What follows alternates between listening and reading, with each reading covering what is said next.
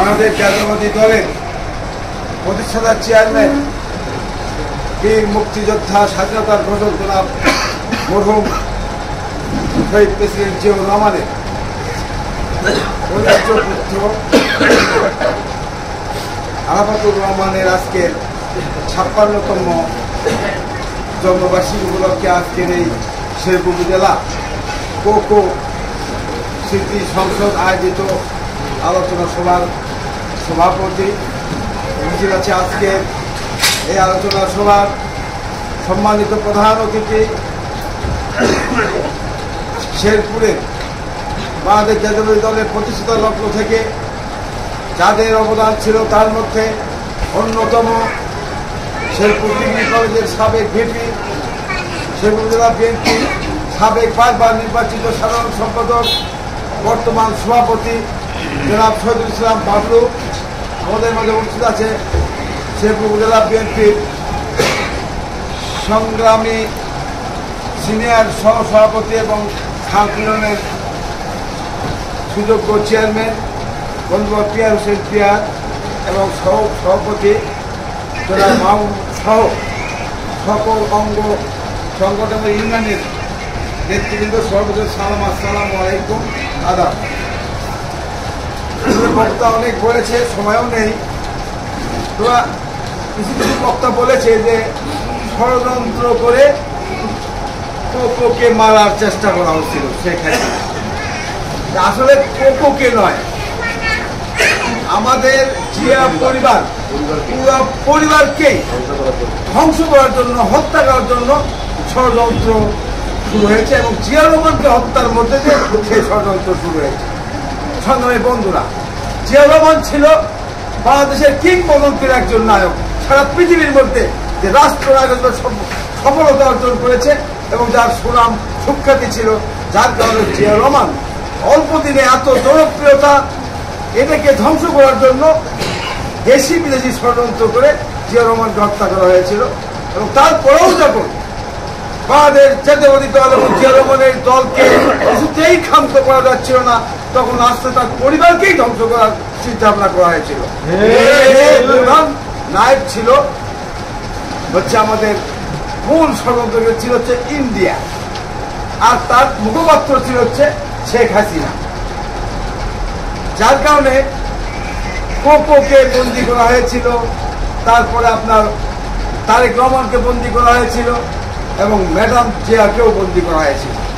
তারেক রহমান এবং কোকোর উপরে শারীরিক খুব নির্যাতন করছে, যথেষ্ট পরিমাণ, একেবারে নির্যাতনের সীমার ঊর্ধ্বে তাদের নির্যাতন করা হয়েছিল হত্যার উদ্দেশ্যে। কিন্তু আমাদের সৌভাগ্য, বাংলাদেশের 18 কোটি মানুষের প্রতি আল্লাহর একটা বিশেষ রহমত থাকার কারণে আজকে আমাদের নেতৃত্ব শূন্য আমরা হই নাই, যার কারণে এত ষড়যন্ত্র পরেও জিয়া পরিবারকে ধ্বংস করতে পারে নাই। আপনি লক্ষ্য করেছেন যে আমাদের ম্যাডামকে বিনা চিকিৎসায় জেলখানায় মারার যে ষড়যন্ত্র করেছিল এবং স্লো পয়জনের মাধ্যমে তার চিকিৎসা করতে দেওয়া হচ্ছিল না বিদেশে, সেই ম্যাডাম আমরা লক্ষ্য করছি আন্দোলনের সময় এই আজ মরে কাল মরে এরকম শুনেন নাই যে ম্যাডাম আর বাঁচবে না। এই কিন্তু দেখেন আল্লাহর কি মহিমা, ম্যাডাম কিন্তু জীবিতই আছে এবং বাংলাদেশেই ছিল, কিন্তু যে মারতে চাইছিল সেক্ষেত্রে তাই কিন্তু বাংলাদেশে থাকতে পারে না। বাংলাদেশের জনগণ ফুসে উঠেছিল, যে পরিবারের বিরুদ্ধে যারা গিয়েছিল তারা তাদের বিরুদ্ধে ফুসে উঠে সেই তার ফলশ্রুতিতে আমরা সেই গত 24 সালের 5ই আগস্ট আমরা লক্ষ্য করেছি যে জনগণের যে একটা আন্দোলন, বিপ্লব এবং একটা স্বৈরাচারের বিরুদ্ধে কিভাবে নামতে হয় রাস্তায়, এটা আমরা লক্ষ্য করেছি। এটা কিন্তু জিয়া রহমানের পরিবারকে ধ্বংস করার যে ষড়যন্ত্র, এটার কারণে এই শেখ হাসিনার বিরুদ্ধে আজকে সারা দেশের মানুষ বুঝে উঠেছিল। সংগ্রামী বন্ধুগণ, তাই আমি বলতে চাই, বক্তব্য সময় নাই, আমরা এই জিয়া পরিবারকে যাতে ধ্বংস করতে না পারে, এই দলকে যেন ধ্বংস করতে না পারে, এই জন্য আজকে জিয়া পরিবারের পক্ষ থেকে এবং আজকের এই আরাফাতুর রহমান কোকোর 56তম জন্মবার্ষিকী উপলক্ষে আমরা বলতে চাই, শপথ করতে চাই যে আগামীতে আমরা জিয়া পরিবারের যে রক্ষা করা এবং বাংলাদেশ জাতীয়তাবাদী দলকে আমরা বাংলাদেশে একেবারে সারা জীবনের জন্য স্থায়ীভাবে প্রতিষ্ঠিত করতে পারি সেই আহ্বান জানাই। সংগ্রামী বন্ধুরা, আমরা একসময় ভাবতাম যে বাংলাদেশের মধ্যে আওয়ামী লীগ হচ্ছে সবচেয়ে বড় সংগঠন এবং তাদের সীমা অনেক নিচে, এটা আমরাও বলতাম। বিএনপি অনেক শক্তিশালী ছিল, তারপরেও বলতাম।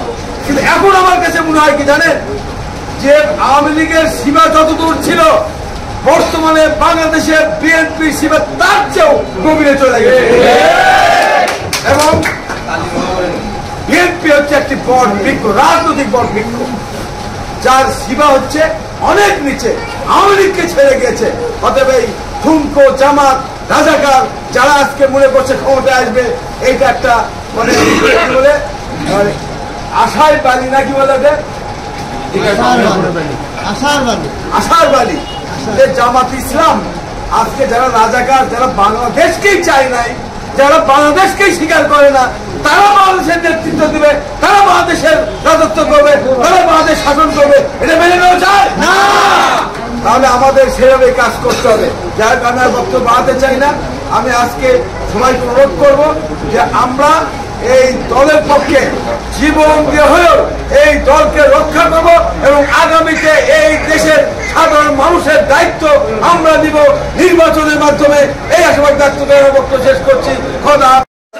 آتنا في الدنيا حسنة وفي الآخرة حسنة وقنا عذاب النار رب ارحمهما كما ربياني صغيرا رب ارحمهما كما ربياني صغيرا ربنا لا تزغ قلوبنا بعد إذ هديتنا